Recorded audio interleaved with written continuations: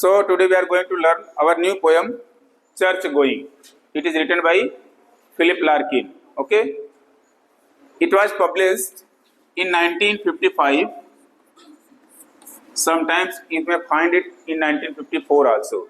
It was written in 1954, but it was published in a book collection that is Less Deceived. Poem collection, Less Deceived. It was published in 1955. So officially in this poem collection, Less Deceived, it was published in 1955. But the poem was completed in 1954. Okay. So sometimes it may be asked in MCQ when this poem Church Going was published. So 1955. Poem collection name is Less Deceived. इनकी दो book बहुत famous है, less deceived and one more is wits and wedding. ठीक है, तो बहुत famous है ये. In the last class I discussed about that Philip Larkin belong to a movement poet. Okay, he is a movement poet. Movement poet basically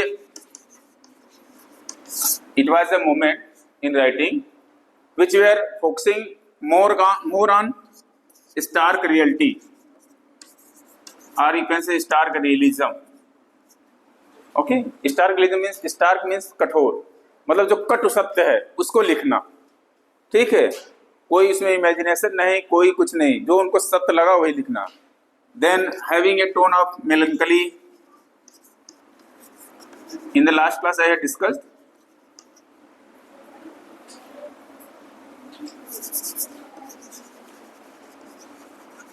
okay, then pessimism, then reflection of life. Okay, reflection of experiences. इसमें बहुत ज़्यादा इनकी उनकी बातें, जो खुद को experience हुआ उसको लिखते थे सब. ठीक है. So he was a leading member of this movement poet. So in this poem also you will find the same thing, the characteristics having these movement poets, or you can say movement writing. So let us understand first the title, Church Going. Okay, Church Going. If you see this title, sometimes you may feel different meanings. What is this church going? So you can imagine two meanings. One is the practice of going to church. Okay, church going, that is the practice of going to church. So you can note it here. First meaning as the practice of church going, of going to church. ठीक है. Second meaning, okay, church going. Church means the churches, means the belief in churches or the utility of churches is going, means it is getting declined. Got it? Second meaning क्या है? क्योंकि यहाँ पे कुछ और नहीं है ना, तो इसमें कुछ मतलब और सेंटेंस में है नहीं. चर्च गोइंग में सिर्फ चर्च गोइंग है. बहुत कंफ्यूजिंग टाइटल है यहाँ पे. ठीक है, कि एग्जैक्ट क्या मीनिंग है वो मीनिंग आपको समझ में आएगी. वैसे मीनिंग आपको दोनों मिक्स है. ठीक है, फर्स्ट मीनिंग भी मिलेगा आपको पोएम में और सेकंड मीनिंग भी मिलेगा. So here the decline of faith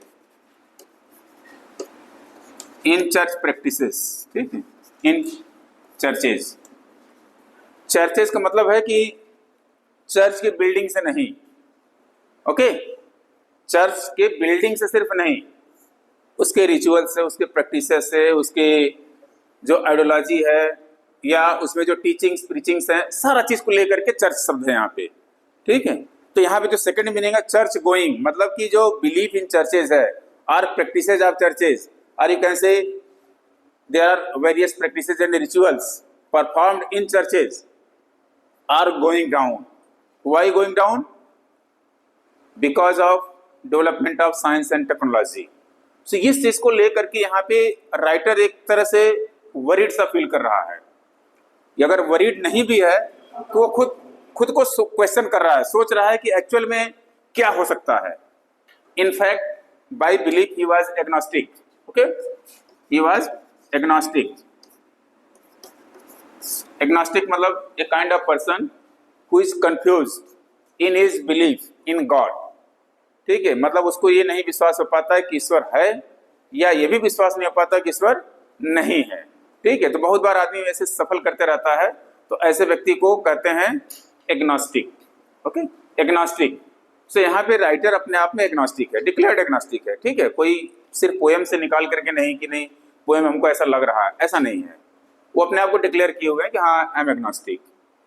तो अब यहाँ पे अगर एग्नोस्टिक है तो वो बहुत ज़्यादा चर्चेस की प्रैक्टिसेस में विश्वास कर भी सकता है और नहीं भी कर सकता है, क्योंकि ईश्वर को नहीं मान रहा है।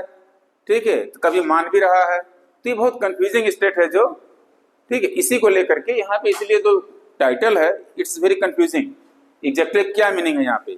सो the first meaning you can say here church going means the practice of going to church, and second meaning the decline of faith in churches और चर्च प्रैक्टिसेस। ओके, सो यहाँ पे राइटर बहुत कंफ्यूज्ड है। जब poem हमारी start होता है, writer एक चर्च के बाहर खड़ा होता है। ठीक है, और ऐसा नहीं को पहली बार चर्च आ रहा है, इससे पहले भी चर्च में बहुत बार गया है।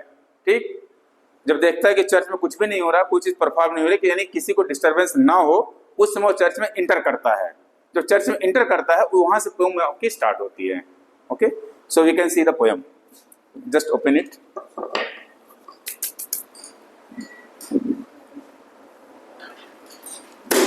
अब मोबाइल में खोल लीजिए poem.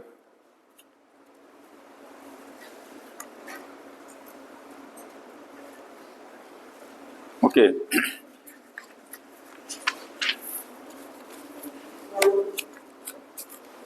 see here. Once I am sure there is nothing going on, I step inside, letting the door thus thud. करो once I am sure मतलब जब मैं निश्चित हो गया there is nothing going on, तो वहाँ पे कुछ भी नहीं हो रहा है। कहाँ पे? चर्च के अंदर। I step inside मतलब मैं अंदर घुसा, letting the door thus thud. थड मतलब है आवाज करना। ठीक है, यानी अंदर घुसने के बाद दरवाजे को उसने बंद किया और ठक की आवाज से दरवाजा बंद हो जाता है। यहाँ पे देखिए फुल स्टॉप है। ठीक है, basically writer is very meticulous and speculative.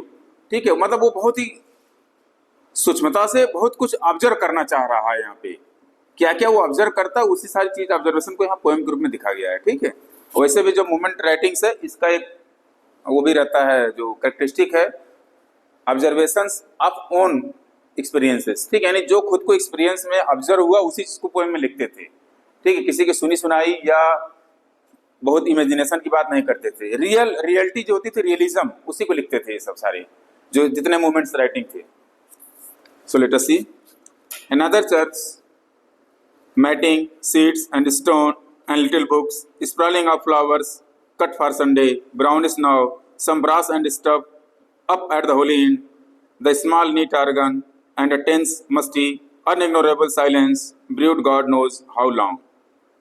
जहाँ फुल स्टॉप है आप वहाँ फुल स्टॉप तक पढ़ेंगे तब आपको पूरी मीनिंग क्लियर होगी एक साथ। ठीक है, आप इस निंजा में न जाइएगा, पूरी फुल स्टॉप तक पढ़ेंगे तब सही मीनिंग आपको निकलेगी।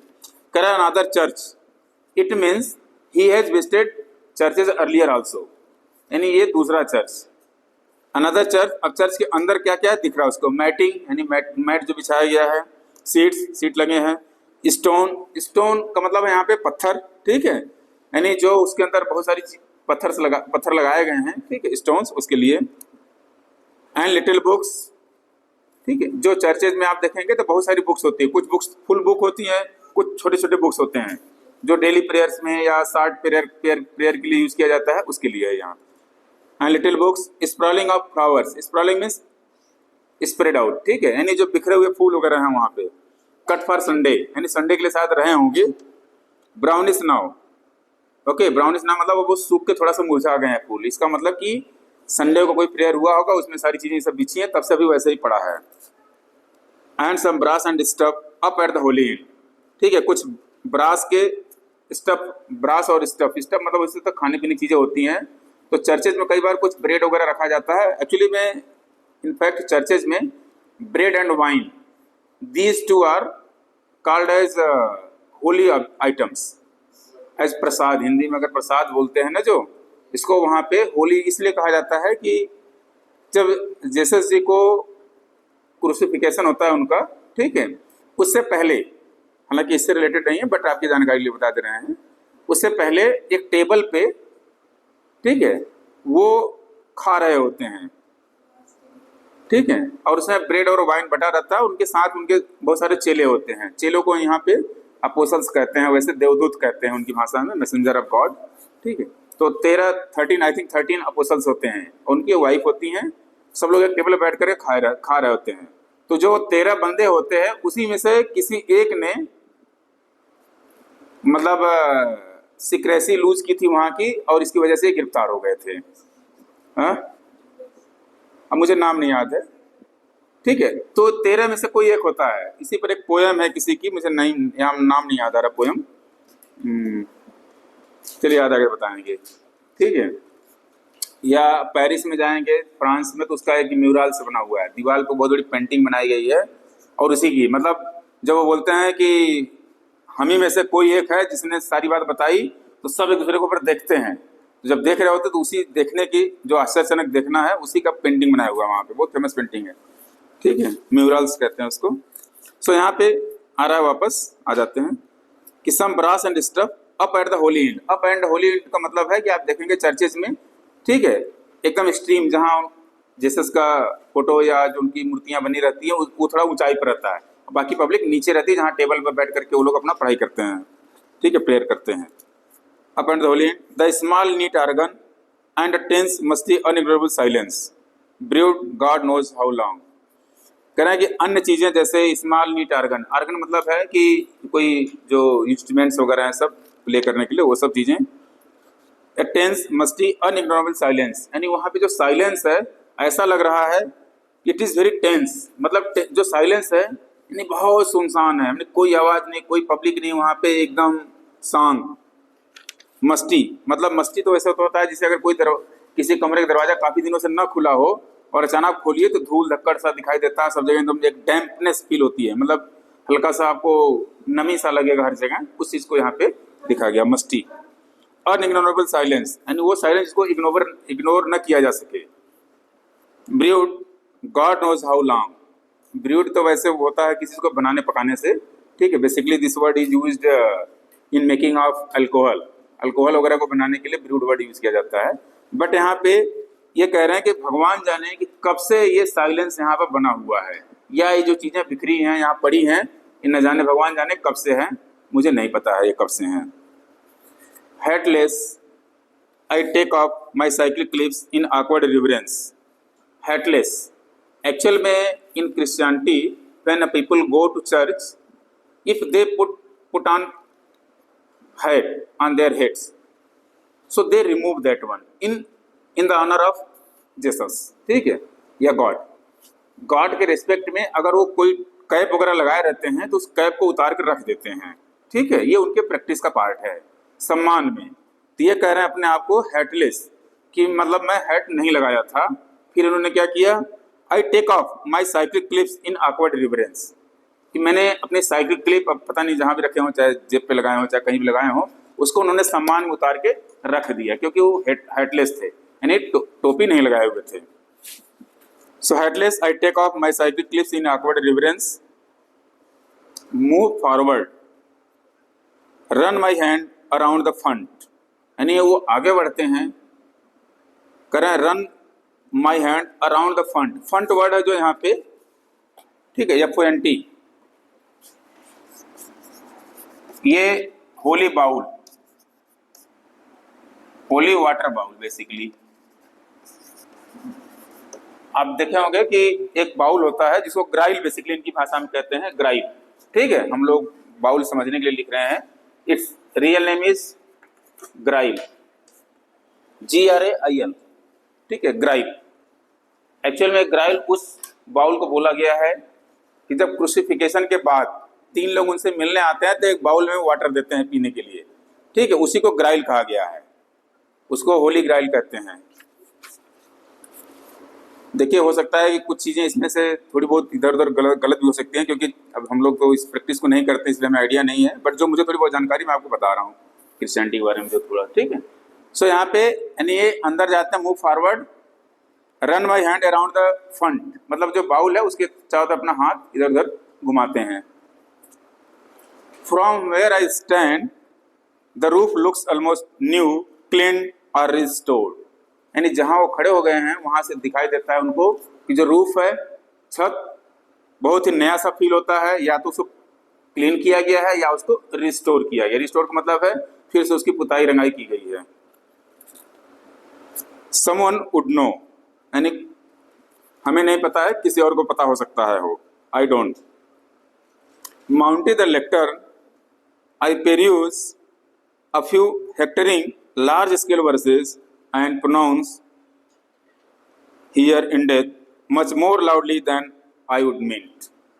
ठीक, लेक्टर्न का मतलब होता है, जैसे आप देखेंगे हॉल वगैरह में किताब रख करके पढ़ते हैं, जो भाषण वगैरह कुछ लोग देते हैं कई बार, तो एक आगे लकड़ी का बना रहता है ना, डैश टाइप, ठीक है, पोडियम, ठीक है। पोडियम एक्चुअल में तो होता है ट्रांसपेरेंट होता है पोडियम, पोडियम जैसे एक स्टैंड होगा उसके ऊपर रखा जाएगा, उसको पोडियम कहते हैं, और जो पूरा कवर्ड होता है उसको लेक्टर्न कहते हैं, ठीक है। तो ये जाते हैं वहाँ लेक्टर्न पे, कुछ बुक्स को खोलते हैं, उसको कुछ पढ़ते हैं, और थोड़ी देर बाद कहते हैं हियर एंडेड, मतलब कि अब आज का काम, मतलब आज का जो पढ़ाई पूरी हो गई, या जो भी आज प्रे करना था खत्म।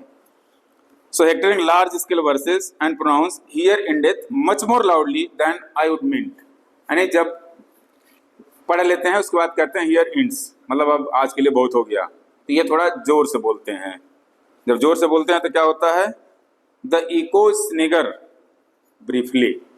इको स्निगर, स्निगर होता है बेसिकली एक तरह से लाफिंग करना, मतलब किसी के ऊपर मॉक करना।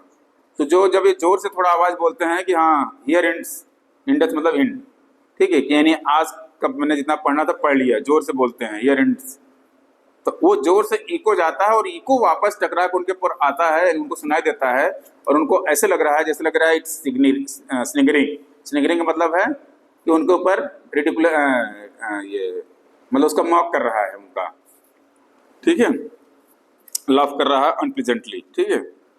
Back at the door I sign the book, done an Irish sixpence, reflect the place was not worth stopping for. करम बैक एट द डोर, ठीक है, दरवाजे के पीछे एक विजिटर्स बुक है, उसको साइन करते हैं, और वहाँ पे कोई डोनेशन बॉक्स होगा जिसमें वो 6 आयरिश पेन्स डालते हैं, 6 पेन्स आयरिश पेन्स डालते हैं, और शायद ये फील करते हुए 6 पेन्स दे रहे हैं, this place was not worth stopping for, कि शायद ये प्लेस रुकने के लिए वर्थफुल नहीं है, ठीक है। क्यों नहीं है, क्योंकि अब उसकी हालत देख करके उनको लग रहा है कि यहाँ पब्लिक बहुत कम आती है, ठीक है। Yet stop I did, in fact I often do and always in much at loss like this। कह रहा है कि एट स्टॉप, हालांकि मैं फिर भी रुका और मैंने ऐसा किया है, यानी 6 पेन्स उन्होंने दिया, और आगे कह रहे हैं आई ऑफन डू, मैं अक्सर ऐसा करता हूँ, and always in much at loss like this, और अंत में उनको ऐसा फील होता है जैसा लग रहा है कि हमने आज लॉस कर दिया अपना, ठीक है, उनको मतलब ऐसा फील होता है कि it's not worthful place, so I am at loss. देखो इनका अपना विचार है, it's not applicable to all, ठीक है। Wondering what to look for, wondering too when churches will fall completely out of use, what we shall turn into them, if we shall keep a few cathedrals chronically on show, their parchment, plate and pics in locked cases, and let the rest rent free to rain and sea। अब यहाँ पे question writer के दिमाग में arise हो रहा है कि मान लीजिए कि जो चर्चेज हैं, when it becomes out of use, out of use का मतलब है कि धीरे धीरे पब्लिक इतना व्यस्त होती जा रही है और साइंटिफिक डेवलपमेंट हो रहे हैं, तो पब्लिक का जो भरोसा है चर्चेज में अगर कम होता चला जा रहा है, जिस तरीके से वो ऑब्जर्व कर रहे हैं कि it's the faith of people is declining, अगर ऐसा होगा तो फिर आगे इसका क्या यूज होगा, what will be the use of these cathedrals. अब राइटर इसमें अपने हिसाब से सोच रहे हैं,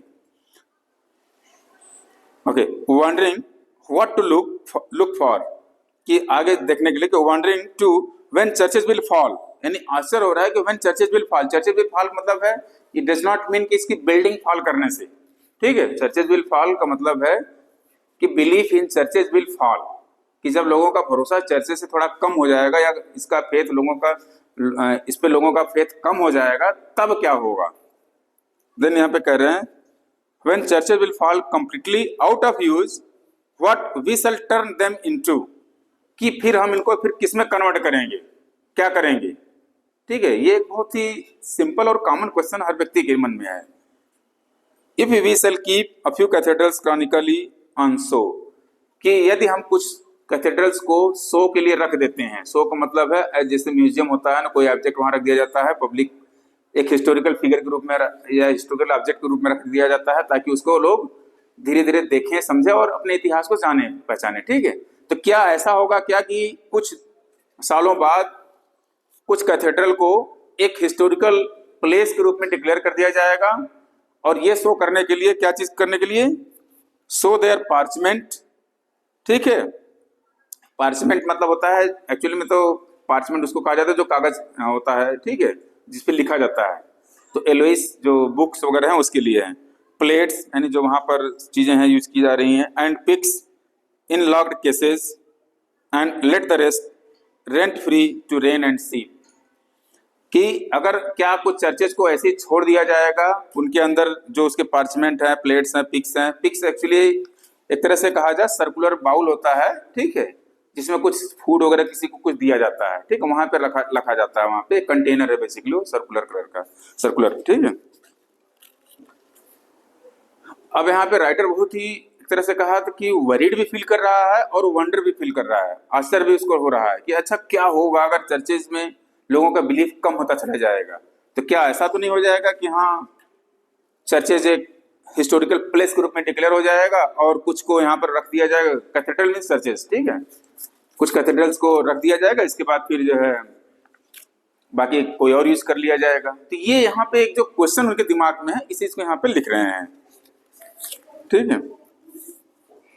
and let the rest rent free to rain and sheep, यहाँ पे जो वर्ड पूरा rent free to rain and sheep, rain मतलब बारिश होना, सीप मतलब होता है तो उसे तो भेड़ होता है चरने के लिए, इसका मतलब पूरी लाइन का late the nature go in its own way, ठीक है, यानी जो नेचर है यहाँ का, यानी जो कैथेड्रल है उसको कुछ को प्रिजर्व कर लिया जाएगा, कुछ को छोड़ दिया जाएगा। जो जिसको छोड़ दिया जाएगा उस पर क्या होगा, धूप बारिश बरखा अपने आप गिरता पड़ता रहेगा, और नेचर अपने हिसाब से वहां पर कुछ बीट्स घास फूस सब कुछ उगाता रहेगा वहां पे, ठीक है। तो ये जो लाइन है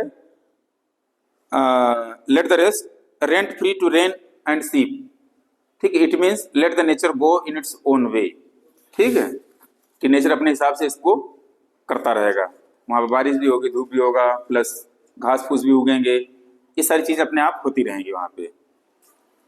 shall we avoid them as unlucky places, ये एमसीक्यू में आता है, ठीक है, unlucky places, he has called churches as unlucky places, question mark है, नॉट कॉल्ड, क्वेश्चन मार्क है यहाँ पे देखिए, ठीक है। Shall we avoid them as unlucky places, ठीक है, अनलकी प्लेसेस यहाँ पे चर्चेज को संबोधित करके लिखा गया है, तो एमसीक्यू में अगर आए तो आप समझ लीजिएगा इसको।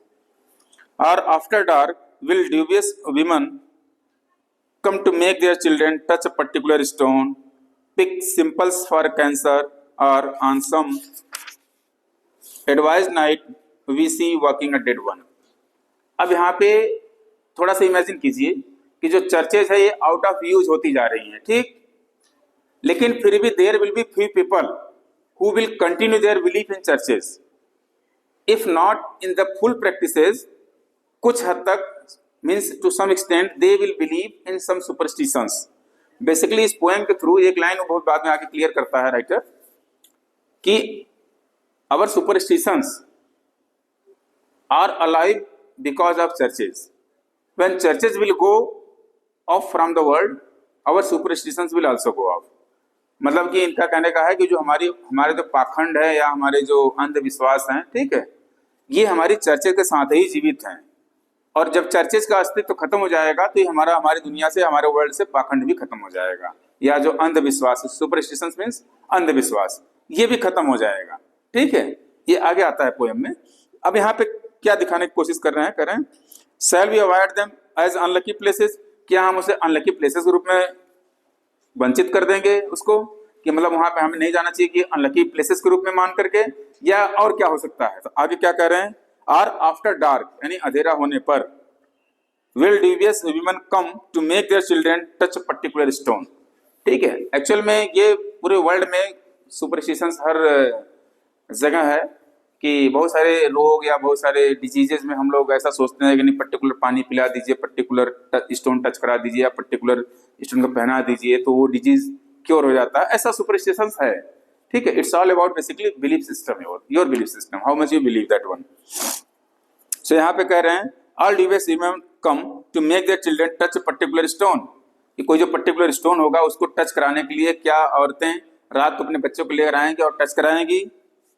Pick simples for a cancer, simples means यहाँ पे हर्ब्स, ठीक है, सिंपल्स SIMPLE,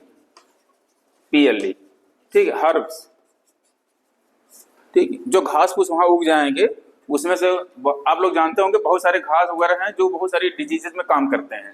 ठीक है, तो उसके लिए लिख रहे हैं pick simples for cancer or on some advised night see walking a dead one. ठीक है, डेड वन का मतलब है अगर कोई डेड वन वॉक कर रहा है, जिसको हम लोग कहते हैं, क्या कहते हैं, भूत या प्रेत ऐसा बोलते हैं कि नहीं, रात को टहलते रहते हैं। ठीक है, या फला व्यक्ति को फला नाइट में दिखाई देता है। ठीक है, तो ये सब जो मतलब जो लोकल सुपरस्टिशंस हैं, इसको लेकर के यहाँ पे basically he want to expose और एजुकेट पीपल अबाउट सुपरस्टिशंस। ठीक है, जो सुपरस्टिशंस उसको एक्सपोज करने की कोशिश कर रहे हैं थ्रू दिस पोएम। ओके, अब यहाँ पे जो चर्चेज हैं वो धीरे धीरे आउट ऑफ यूज होता जा रहा है। तो अब वहां पर क्या क्या हुआ, कुछ घास वगैरह जग उग गए हैं, हर्ब्स, तो कुछ लोग आएंगे वहां पे, भले प्रेयर के लिए ना आए, लेकिन जो उनका सुपरस्टिशंस है कि नहीं पर्टिकुलर स्टोन टच करा देने से some disease will be cured, उसके लिए भी आएंगे अपने बच्चों को लेकर के। अच्छा, एक चीज और देखिए इसमें लिखा है, अगर आफ्टर डार्क विल ड्यूवियस वुमन कम, मतलब ये सुपरस्टिशंस इनके अनुसार वीमेन में ज्यादा है, अदरवाइज इनको लिखना चाहिए था पीपल विल कम। ठीक है, ये तो यहाँ पे जेंडर बाइसिंग की गई है, या उनको ऐसा लगा होगा, जो भी है, बट मेरे हिसाब से तो वीमेन के बजाय पीपल लिखना चाहिए था। To make their children touch a particular stone, pick simples for a cancer or on some advised night. Advised night मतलब है कि कोई बता दे नहीं फला वाली रात को निकलते हैं, जैसे नहीं होता है कि पूर्णिमा वाली रात में आप यहाँ जाइए तो आपका कल्याण होगा, फला दिन को आप जाइए तो होता है ना। ठीक है, तो उसी को advised night. See walking a dead, walking a dead का मतलब है कि भूत प्रेत को चलने को देखने के लिए लोग आएंगे उस खंडहर में, यानी उस जगह पे। अब इसको इमेजिन करना आपको कि वहाँ पे जो चर्चेज आउट ऑफ यूज हो गया, अब वो एकदम खंडहर सा बदलता जा रहा है, लोग वहाँ पे घास फूस सब उग रहे हैं, बारिश हो रही है, सब वैसे सब पड़ा हुआ है, यानी कोई साफ सफाई कुछ भी नहीं हो रहा है। अब वहाँ पर वही दिखा रहा है कि advise night see a walking dead. ठीक है, see walking a dead one. Power of some sort will go on in games, in riddles, seemingly at random, but superstitions like belief must die, and what remains when disbelief has gone? अब ये कह रहे हैं कि power of some sort will go on in games, ठीक है, यानी जो गेम्स वगैरह खेलते हैं या कुछ करते हैं उसमें हम एक पावर को महसूस करते हैं। ठीक है, जैसे इंडिया में है, ठीक है, ज़्यादातर जो कुश्ती जहाँ लड़ते हैं वहाँ पे, ठीक है, इंडियन में हिंदुइज्म में गॉड हैं हनुमान जी, उनकी ज़्यादातर पूजा की जाती है। ठीक है, इसी से कह रहे हैं कि the power of some sort, ठीक है, यानी लोगों का बिलीफ है समटाइम्स सम गेम्स में वो कंटिन्यू रहेगा। In riddles similarly at random, मतलब एट रैंडम में, but superstitions like belief must die. ठीक है, ये कहने का मतलब है and what remains when disbelief has gone, यदि चर्चेज आउट ऑफ यूज हो गए या लोगों का विश्वास चर्चेज में कम होता चला जाएगा, तो धीरे धीरे जो लोगों का सुपरस्टिशंस है, ठीक है, ये भी धीरे धीरे खत्म होता चला जाएगा। या एक तरह से ये सजेस्ट करना चाह रहे हैं कि जो सुपरस्टिशंस हैं it's all because of churches only. ये हो सकता है इनका कहने का अर्थ, ठीक है। Grass, weedy pavement, brambles, buttress, sky, a shape less recognisable, each week, a purpose more obscure.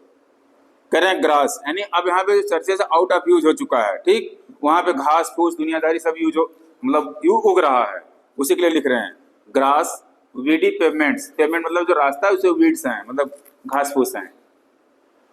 ब्रैम्बल्स, ठीक है, यानी झाड़ियां उग करके रोड के किनारे तक आ जाती हैं, उन झाड़ियों के लिए यहाँ पे लिखा है ब्रैम्बल्स। एंड बटरेस, ठीक है, बटरेस होते हैं जो पत्थर होता है, एक मार्किंग की जाती है, जैसे उसको आप देखते हुए चले जाइए, आगे बढ़ते जाइए, उसके लिए। A shape less recognisable each week means once churches becomes out of use, so it will become less recognisable place each week, यानी हर वीक में एक लेस रिकॉग्नाइजेबल प्लेस बनेगा। ये कहने का मतलब है कि जब जब लोग नहीं जाएंगे तो लेस रिकॉग्नाइजेबल होता चला जाएगा, यानी उसकी पहचान और कम होती चली जाएगी धीरे धीरे, week by week. And purpose, and sorry a purpose more obscure, ठीक है, यानी इसका जो पर्पस होगा ये और ज्यादा ऑब्सक्योर हो जाएगा। Basically what is the purpose of churches? अरे रिलीजन वही है, तो एक लाइन वही, what is the purpose of religion? या टू डेवलप ह्यूमनिज्म। अगर आप रिलीजियस हैं और आपके अंदर ह्यूमनिटी नहीं डेवलप हो रही है तो कोई यूज नहीं है उसका। उसका मेन पर्पस यही है, to see the welfare of mankind, या to make people's life more worthful, fruitful. कि अगर आप रिलीजियस पर्सन हैं या नहीं भी हैं तब भी, बट रिलीजन का मुख्य उद्देश्य यही है कि मानवता को जीवित रखना, ठीक है। अगर उससे आपको कोई इस तरह की फीलिंग नहीं आ रही है तो आपको कोई यूज नहीं है उसको यूज करने का। इसी चीज को शायद लेकर कर एक्चुअल में जो पोएम लिखा गया है, इसकी जो सेटिंग है, ठीक है, बैकड्रॉप बेसिकली कहा जाए, नॉट सेटिंग, ये सेकंड वर्ल्ड वार के बाद लिखा गया है। सेकंड वर्ल्ड वार, ठीक है, फर्स्ट वर्ल्ड वार और सेकंड वर्ल्ड वार दोनों, सॉरी सेकंड वर्ल्ड वार मिला करके मैंने शायद कहीं पढ़ा था कि more than 7 crore people, okay, have been affected, मतलब मारे गए और बहुत लोग उसमें हुए, ठीक है, 7 करोड़ से ज़्यादा लोग उससे अफेक्टेड हुए थे। तो ये जो सेकंड वर्ल्ड वार के बाद लिखा गया है, तो जो वर्ल्ड वार को फील किया होगा राइटर, वहाँ पे देखा होगा, ठीक है, तो उसको ऐसी चीज़ें फील आई होंगी उस समय जो 55 में लिखा गया पोएम में, 54 में। तो ये जो समय रहा है उनका, एक ऐसे सिचुएशन से गुजरा जैसे अभी कोरोना गुजरा, ठीक है। कोरोना किसी को बहुत नॉर्मल लगा होगा, लेकिन किसी को बड़ा डेडली लगा होगा, जिसके घर के अगल बगल के लोग डेड हो गए होंगे इसमें। क्यों? क्योंकि कोई क्योर नहीं, कोई कुछ नहीं, ठीक है, सारे रिलीजियस प्लेसेस के ताले बंद हो गए, सब जगह हटा दिया गया पब्लिक को, सब, ठीक है। तो हो सकता है ऐसा कुछ उसको भी फील हुआ हो उस समय। तो इसी चीज को वहाँ पे जो सुपरस्टिशंस है वहाँ से जुड़े हुए, इसी चीज को वो खत्म करना चाह रहे हैं। लेकिन वो खत्म कैसे होगा? इनके अनुसार वही है कि जब when churches will out of use then superstitions will also go off, ठीक है। So grass, weedy pavement, brambles, buttress, sky, a shape less recognizable each week, a purpose more obscure. I wonder who will be the last, the very last, to seek this place for what it was. कह रहा है कि मैं I wonder, मतलब मुझे आश्चर्य होता है या मैं सोच के आश्चर्यचकित हो जाता हूँ कि who will be the last, the very last, कि वो अंतिम आदमी कौन होगा, एकदम अंतिम आदमी, who will visit this place, यानी चर्च को देखने वाला, चर्च आने वाला वो अंतिम आदमी कौन होगा, ठीक है। उसको सोच करके ये बड़ा वंडर होते हैं। To seek this place for what it was, कि वो अंतिम आदमी कौन होगा जो ये सोचने के लिए आएगा कि हाँ ये जो जगह थी किस उद्देश्य से बनाई गई थी, means what was the role of churches और what was the basic purpose of churches. One of the crew that tap and jot and know what root lords were, ठीक है। वन ऑफ द क्रू, वो crew का मतलब वैसे तो crew होता है किसी कर्मी को कहा जाता है, जब किसी ऑर्गेनाइजेशन में कोई काम करता है उसको क्रू कहते हैं, ठीक है। बट यहाँ पे क्रू का मतलब वो अंतिम पर्सन, उस व्यक्ति से जो वहाँ पर काम किया है, यानी जो चर्च के अंदर बहुत सारे लोग मिल करके काम किए होंगे, चाहे पेंटिंग का हो, चाहे ड्राइंग का हो, चाहे बहुत सारी चीज़ों का हो, तो उसके लिए कह रहे हैं कि one of the crew that tap and jot and know what rood lofts were. Rood loft, loft basically church में एक गैलरी होती है जहाँ पे लॉफ्ट उसको कहते हैं, LOFT, यस, ठीक है, एक गैलरी जहाँ पे, ठीक है, म्यूजिशियन या म्यूजिकल इंस्ट्रूमेंट्स वगैरह प्ले करने के लिए, कुछ लोग को सिंगिंग करने के लिए जगह बनाया रहता है, उसको लॉफ्ट्स कहते हैं। रूट बोलते हैं जो छत होती है, ठीक है। एक्चुअल में जब चर्चेज में आप घुसेंगे कभी तो देखेंगे तो चर्च में एंट्रेंस पे ही या अंदर अंदर भी कई जगहों पे वो क्रॉस लगाया जाता है, ठीक है, मतलब जो जेसस का सिंबल होता है क्रॉस टाइप ना, इस तरीके से ऐसे, ये लकड़ी का या पत्थर का बना रहता है, ठीक है। तो इसी चीज को लिख रहा है यहाँ पे कि one of the crew that tap and jot. Tap and jot का मतलब होता है एक बहुत ही शॉर्ट वाचिंग किसी चीज का, मतलब जैसे आपने एक निगाह ऐसे लगाया, उसको शॉर्ट, इसको कहेंगे टैप एंड जोट, ठीक है। And know what rood lofts were, यानी जो रूट लॉफ्ट्स वेयर का मतलब है कि गैलरी में जो जेसस के फोटो या प्रतिमा लगाई गई है या अन्य चीजें बनाई गई हैं, इसका क्या उद्देश्य रहा होगा। कहने का मतलब है ये फ्यूचर को लेकर के सोच रहे हैं कि वो अंतिम आदमी जब आएगा तो वो क्या सोचेगा। उसे नहीं पता होगा कि हाँ ये जो क्रॉस लगा इसका क्या मीनिंग है, मतलब ये समझे कि कई हजारों साल आगे की सोच के लिख रहे हैं ये लाइन, कि उस बाद में जब वो बंदा अंतिम आएगा उसे कुछ नहीं पता होगा तो कैसे सोचेगा कि हाँ ये किस लिए होगा, ये किस लिए बना था, वो किस लिए बना था। ये एक क्वेश्चन है। Basically he is introspecting by seeing the churches. Okay, some ruin Bieber Randy for antique or Christmas edict counting on a whip of gown and bands or organ pipes and myrrh, or will he be my representative, bored, uninformed, knowing the costly silt dispersed, yet tending to this cross of ground through suburbs scrub because it held up unsplit so long and quickly, what sense is found only in separation, marriage and birth and death। अभी तक इनको जो लग रहा है, ठीक है, writer को 3 अकेजन्स में people use to go to churches, birth, death and marriage, ठीक है। These are called as 3 great events of a human life. Human life के 3 बड़े इवेंट्स माने जाते हैं, मतलब जिसको ग्रेट सेलिब्रेशंस भी कहते हैं क्रिश्चियनिटी में, मैरिज, डेथ एंड बर्थ, ठीक है। So birth, marriage and death, these 3 are called as great celebrations। okay, करा सम ruin Bieber। ruin Bieber का मतलब है, Bieber मीन्स होता है अल्कोहलिक पर्सन, कि कोई ऐसा तो नहीं कि मतलब बाद में आने वाले समय में कि some alcoholic person randy for antique. Randy for antique का मतलब रेंडी बेसिकली यूज किया जाता है वर्ड सेक्सुअली अराउज्ड पर्सन, ठीक है, मतलब बहुत ज्यादा जो सेक्सुअली अट्रैक्टिव हो उसके लिए। और क्रिसमस एडिक्ट, ठीक है, या ऐसे लोग इसको विजिट करेंगे जो क्रिसमस के लिए एडिक्ट, मतलब जो क्रिसमस सेलिब्रेट करने के लिए एडिक्टेड होते हैं, मतलब बहुत ज़्यादा जो एडिक्टेड होते हैं, सेलिब्रेशन ही करना है, ठीक है, वो लोग चर्चेस को विजिट करेंगे। Counting on a whip, whip मतलब होता है स्मेल, किसी चीज़ की स्मेल वगैरह आती है जब, ठीक है, या कुछ ऐसी चीज़ों का उनको, अब यहाँ पे काउंटिंग ऑन स्मेल का मतलब है कोई चीज़ सूंघने से नहीं, किसी चीज़ का समाचार उनको मिल जाए, कोई ऐसी बात पता चल जाए कि नहीं आज यहाँ चर्च में होगा, तब वो चले आए विजिट करने के लिए, ठीक है। स्मेल मतलब यहाँ पे नाक से खुशबू नहीं, मतलब कोई समाचार या कोई ऐसी बात जो उनको अचानक पता चल जाए, ठीक है, कि नहीं आज यहाँ चर्च में ये चीज़ होगा या उस लोकेशन पे ये चीज़ होगा, तब वो चले आएंगे विजिट करने के लिए। एक्चुअली सारा क्वेश्चन इसका यही है कि अंतिम समय में क्या होगा। तो यहाँ पे देखिए, तो शुरुआत में पोएम स्टार्ट होती है फर्स्ट पर्सन से, लेकिन यहाँ से स्टार्ट हो जा रहा है थर्ड पर्सन में, ठीक है। अब थर्ड पर्सन के बारे में बात कर रहे हैं कि वो या तो अपने जो ग्रेट सेलिब्रेशन है उसमें आएगा, या कोई दारू पीने वाला, मतलब ऐसा होगा वो एडिक्टेड प्लेस, मतलब सेलिब्रेशन एडिक्ट करने वाला है, मतलब करने का है कि जो क्रिसमस मनाने के लिए एडिक्टेड हो, ठीक है, वो आएगा, या कुछ बैड हैबिट्स वाले यहाँ आएंगे, या किसी को कुछ पता चल जाए कि यहाँ कोई इवेंट होने वाला है, ऐसे लोग आएंगे। कहने का मतलब है कि हो सकता है कि आने वाले फ्यूचर में यहाँ पे सिर्फ वो लोग आए, ठीक है, जो या तो मतलब सम सॉर्ट ऑफ एडिक्शन होगा उनके अंदर, या कोई ऐसे उनको कोई न्यूज़ पता चल जाए कि हाँ यहाँ पे कुछ होने वाला है, तब आए। ठीक है। अब गाउन एंड बैंड्स मतलब है यहाँ पे कुछ नाच गाने वाली भी चीज हो रही है वहाँ पे। और आर्गन पाइप्स एंड मिर, ठीक है। आर्गन पाइप्स मतलब है वैसे तो जो बाजे वजे बजाते हैं ना उसको आर्गन पाइप कहते हैं।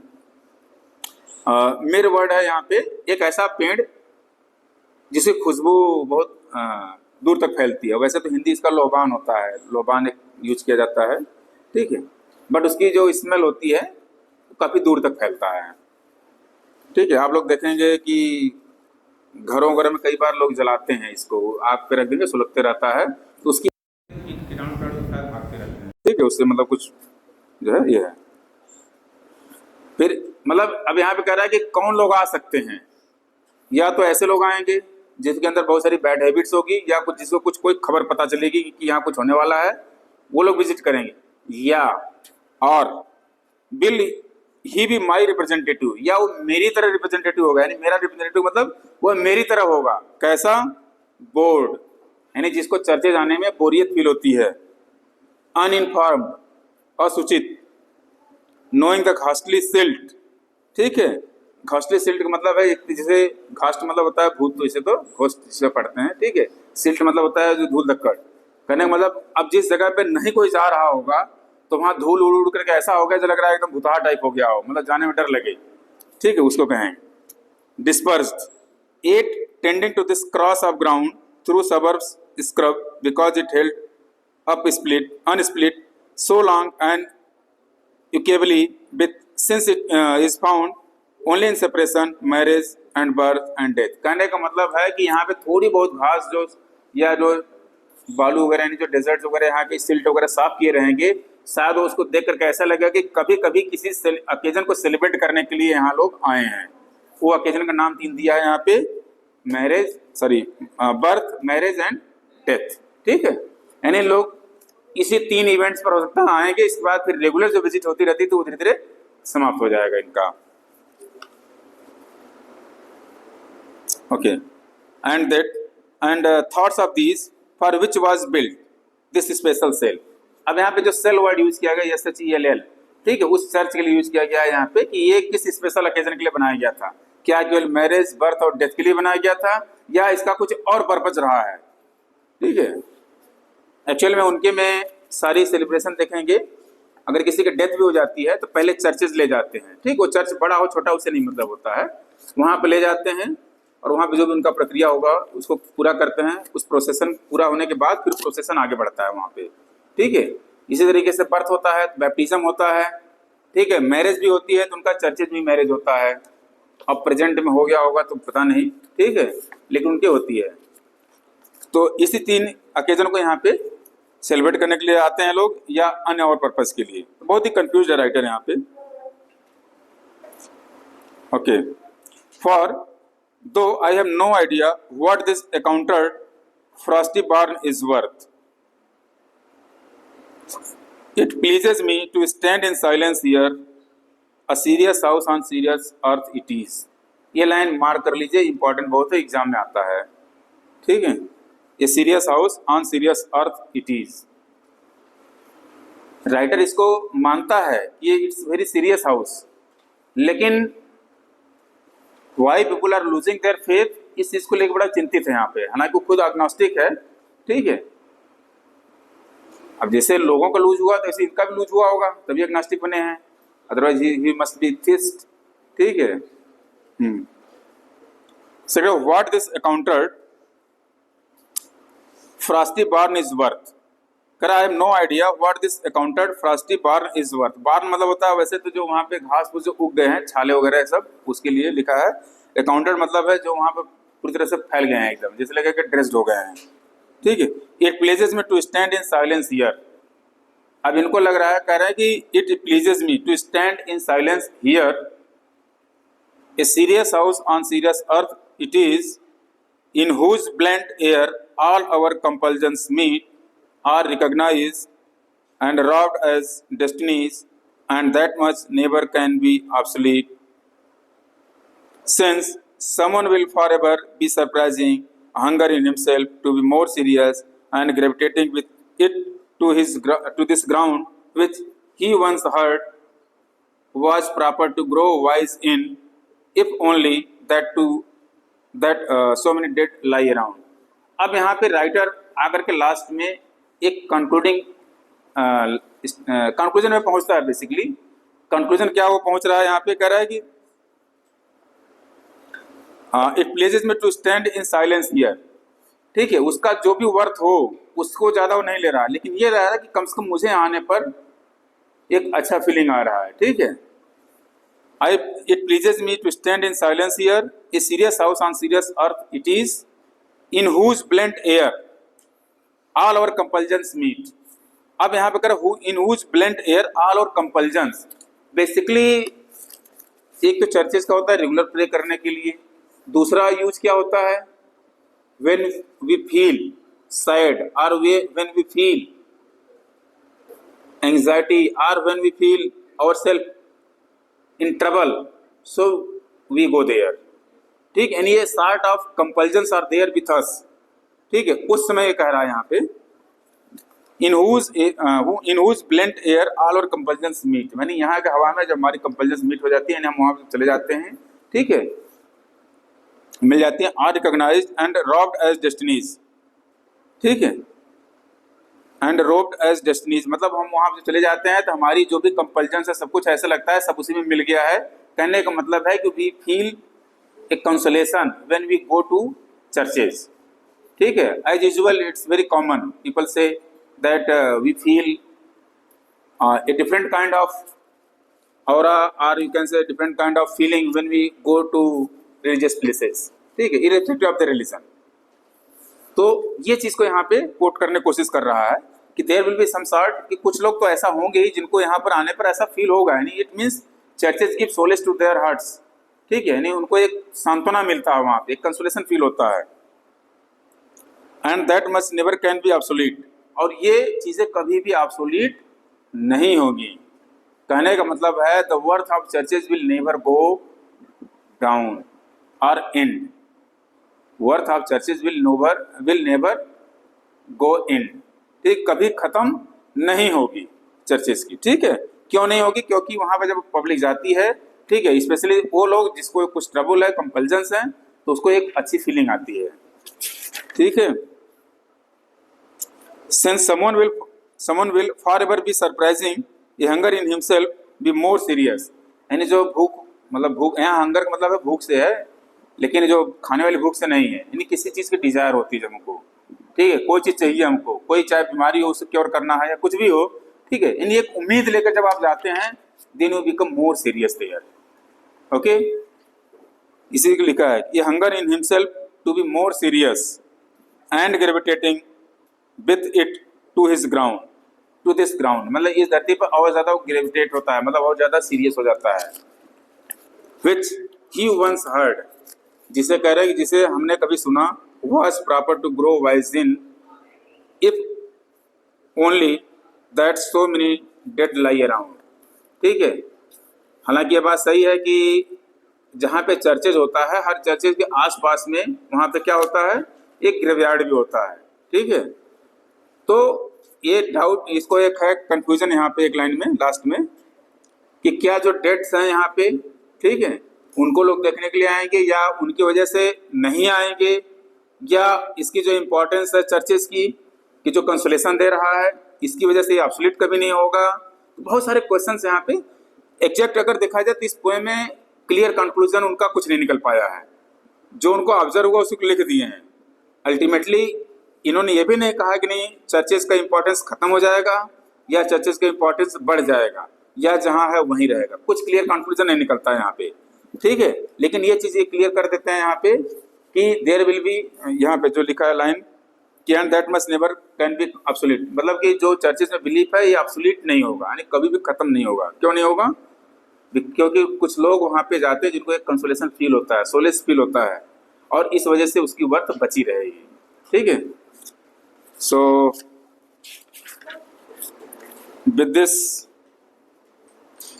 Our poem is over.